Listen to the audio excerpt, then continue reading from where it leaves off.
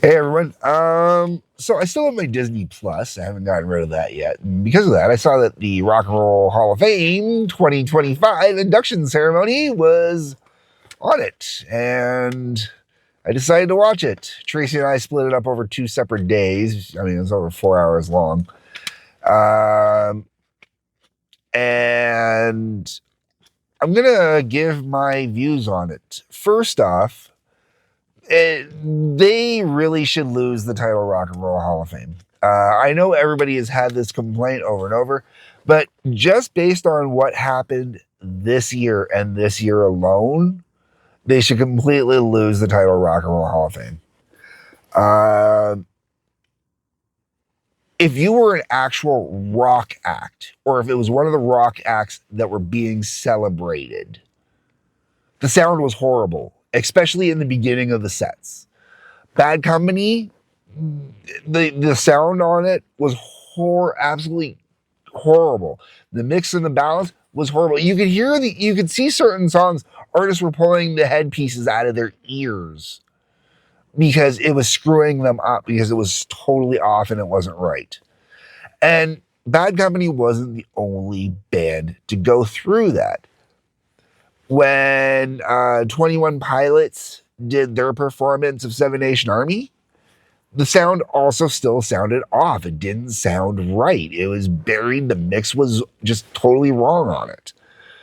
Soundgarden, oh my God. You know there's a problem when, and I'm sorry, I don't remember the name of all the guys from Soundgarden. My apologies. You know there's a problem when the bassist is walking up to the amp in the middle of the performance trying to tweak the amp while he's playing to get the sound right out of it because the sound was all screwed up on it.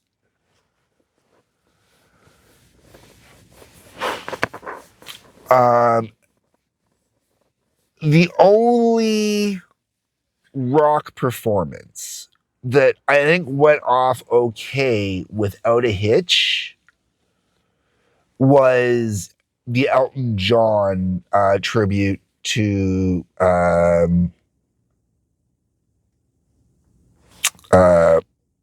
Brian. Shoot, Brian Wilson. That was the only one I think went on. Other than that, all the other rock tributes, it doesn't matter which band it was for, all the rock tributes, and I have a feeling I'm forgetting one, and I'm really upset that I'm forgetting one because the one I'm forgetting I think is rather important.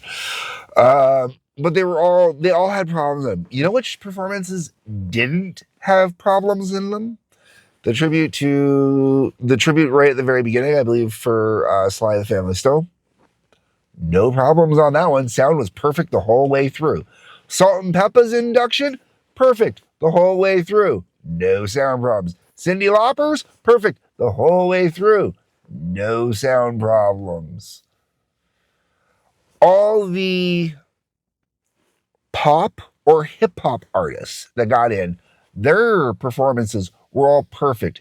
No problems in them at all. At all.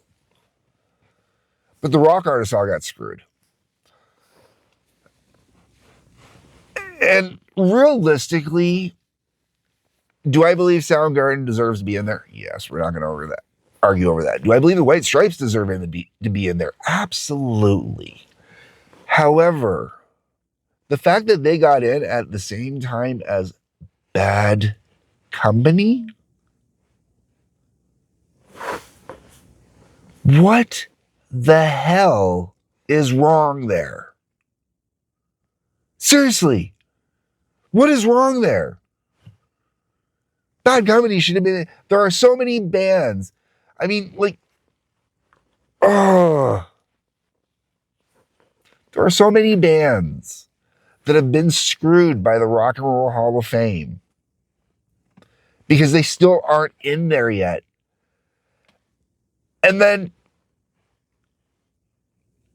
as much as Outcast, their performance was just over the top, fantastic, beautifully done, great, no problems there either. I think the last rock performance of the night, which I don't even remember what it was now, man. The last performance of the night went off okay too. That was the only one. But it was really just such a sad state of affairs. And I'm just not impressed at all by it. Like, they either really need to get back to rock and start inducting all the older bands that still aren't in there yet. And there's a lot of them. So they either got to start inducting all these bands, get them the hell in there, or they got to stop calling it the Rock and Roll Hall of Fame. And I know everybody keeps saying that. Realistically, they should stop calling it the Rock and Roll Hall of Fame because it's become more about pop and it's definitely not about rock anymore. Or because you're getting more hip hop and pop acts in there than you're getting the heavy metal acts in there. And I got issues with that. You know, I really do. I'm sorry. It's the heavy metal acts are at least still playing something, well, depending on the act, playing something that still at least resembles rock. I love Salt and Pepper, and you know, when you listen to the 3 really important songs they had, they really deserve to be in there. Way the hell before, you know, all the other bands. Oh my God. Oh.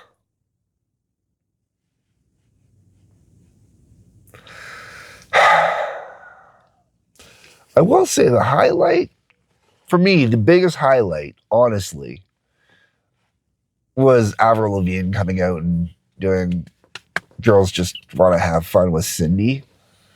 I thought that was great. And I really think that there definitely should have been, there should have been more of that. Absolutely should have been more about that. I do have problems actually with the way that Cindy was inducted into the Hall of Fame because it really felt like they were focusing more on her social work with LGBTQ plus than they were on her music. And, you know, I understand representation. Don't get me wrong, okay? But Cindy's happily married to a man, so yes, she's out there supporting and bringing light and whatnot, but it's not like, you know, you had Elton John there, okay, folks? And he didn't make it all crazy. And I do have issues with that. You know, not the LGBT plus. It's the Rock and Roll Hall of Fame is supposed to be about a celebration of music, not a celebration of people's political views and whatnot. So I do have issues with that. Now, going back to the Girls Just Want to Have Fun with Avril Lavigne, that being probably the highlight of that is Avril is still very, very cute girl, man. And I really think that, you know, she's clearly put on a little weight, but I think it looks great on her. And I think she really looks fantastic. She looks nice and healthy. She was out on that stage. She was singing. She was moving. Everything, you know, good for her. I'm glad to see that. And I'm going to say it, man. I'm going to say it. Avril should be getting in there soon, too, then. You know, like if the White Stripes are in, Avril shouldn't be far behind. She shouldn't. But this goes back to what I was saying at the very beginning. We've got all these newer artists that are all eligible to go in, but we haven't finished putting in all the older artists yet. Can we please get the older artists in first? Only one of the very few things on this planet that Sharon Osbourne and I really agree on is we really need to get the artists in there. Like,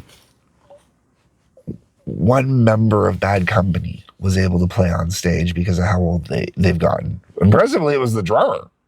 But one member of Bad Company was able to play on stage. That's it. 2 are gone. The other one couldn't make the trip.